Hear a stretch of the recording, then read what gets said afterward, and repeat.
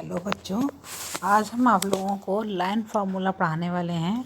Line formula जो कि आपके आईयूपीएसी में बहुत यूज़ होता है, क्योंकि यहाँ पर आप लोगों को डायरेक्ट लाइन दे दी जाएंगी, उसके थ्रू आपको आईयूपीएसी नेम लिखने होंगे। तो आपको पता होना चाहिए किसका फार्मूला किस तरीके से लिखा जाता है, तो उसी के थ्रू आप लोग जो है आईयूपीएसी बना सकते हैं। उसके लिए पहले हम उसका फार्मूला बनाते हैं और उसके बाद उसकी आईयूपीएसी। थोड़ी प्रैक्टिस की ज़रूरत है, फिर हमको इजीली ये आ जाएगा। जैसे देखिए बेटा, यहाँ मैंने आपको लाइन फार्मूला दिया हुआ है। अगर ये सिंगल लाइन हम खींचते हैं, यानी कि ये लाइन खींचते हैं, तो आपको पता होगा बीच में एक बॉन्ड का मतलब होता है यहाँ पर सी, यहाँ पर सी, और अगर कुछ नहीं है तो बच्चों यहाँ पर फिर CH3 और CH3, ये इस तरीके से बनता है। ठीक है। अब लाइन फार्मूले का मतलब क्या होता है, हम ये CH3 और CH3 डिनोट नहीं करेंगे, केवल लाइन डिनोट करेंगे। तो इसका मतलब हो गया कि हमारा जो यहाँ पर ये सिंगल लाइन है, ये चीज़ ये हमारी इथेन को शो करती है। ठीक है। इसी तरीके से सेकंड पे आते हैं बेटा, ये है आपका प्रोपेन। तो देखिए सीधी लाइन में हम 2 बॉन्ड शो कर सकते हैं, लेकिन अगर हम सीधी लाइन और फिर सीधी लाइन खींचेंगे तो लगेगा जी एक ही लाइन है। ठीक है। इसलिए हम इस तरीके से शो नहीं कर सकते। और अगर आप सोचोगे ऐसे ऐसे, तो ये कोई तरीका नहीं होता, क्योंकि जो आपका लाइन सिस्टम होता है उसमें लाइनें आपकी जुड़ी हुई होती हैं। ठीक है। तो इस तरीके से बच्चों हम इसको नहीं बना सकते। प्रोपेन आप बनाएंगे तो उसका तरीका होता है आपका ये।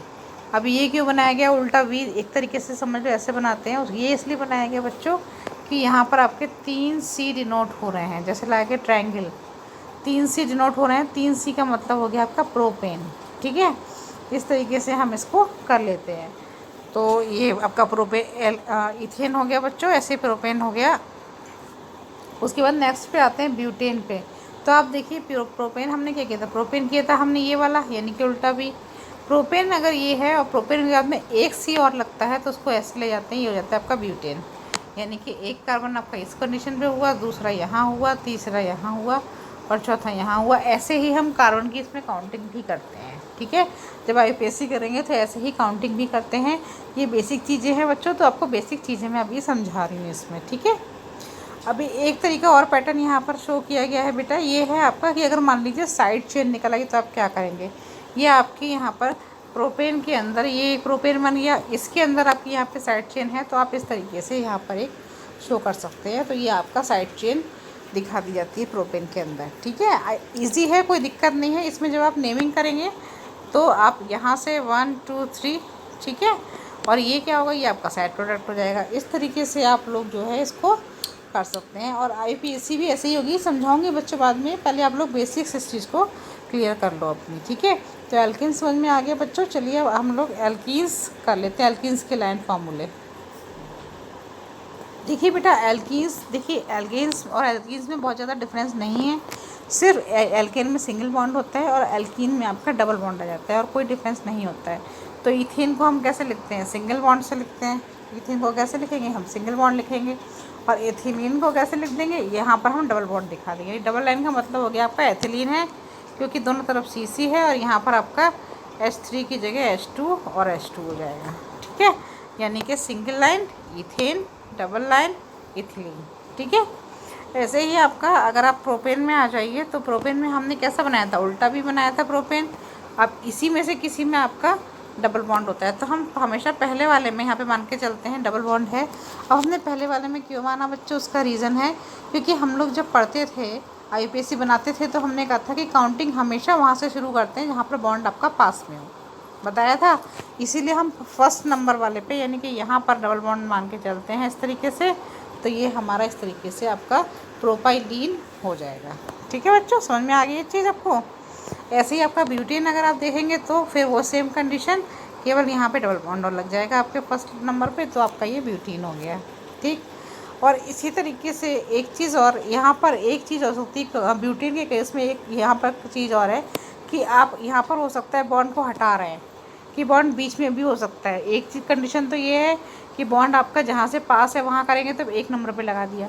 अब हो सकता है सेकंड नंबर पे हो तो वो दोनों तरफ से सेकंड नंबर पे ही लगेगा, है ना। तब क्या करोगे, तब बॉन्ड हम यहाँ पर बिटवीन कंडीशन में, यानी कि यहाँ पर लगा देंगे। ठीक है। तो ये भी आपका ब्यूटीन का ही कंडीशन है। वो आपका 1 ब्यूटीन था, ये आपका 2 ब्यूटीन हो जाएगा। ये आपकी 2 कंडीशन इसमें होती हैं। तो एल्केन्स बच्चों समझ में आ गई होगी, एल्कीन्स आ गई होंगी। अब हम इसमें थोड़ा सा आपको जो है अगले पार्ट को और एक बार बता देते हैं।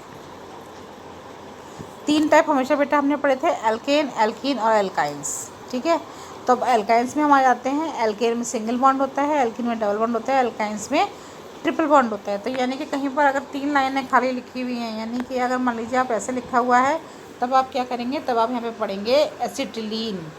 ठीक है, एसिटिलीन यहाँ पे प्रेजेंट हो गया। फिर मैं आपको बता देती हूँ, सिंगल लाइन होगा तो इथेन, डबल लाइन होगा तो एथिलीन, और ट्रिपल लाइन खाली है तो एसिटिलीन। ठीक है, इस तरीके से हम IUPAC को समझेंगे।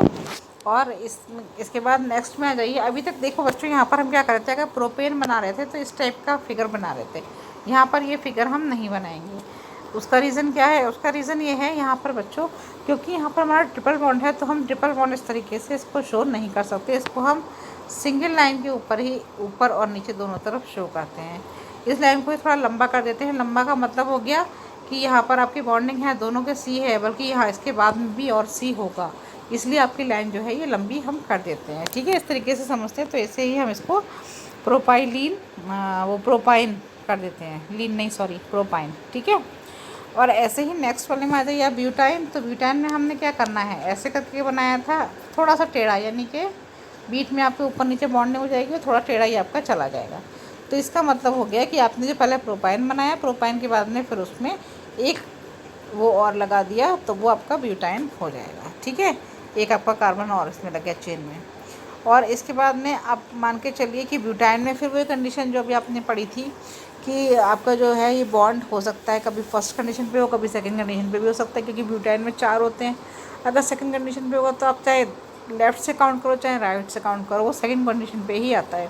तो उस कंडीशन में हम क्या करेंगे, उस कंडीशन में हम सिंगल लाइन और ये बीचों बीच बना देंगे दोनों बॉन्ड। इसमें हमारी टेढ़ी वाली लाइन जो होती है वो नहीं बनने वाली है। ठीक है, तो इस तरीके से हम इसको समझ लेते हैं।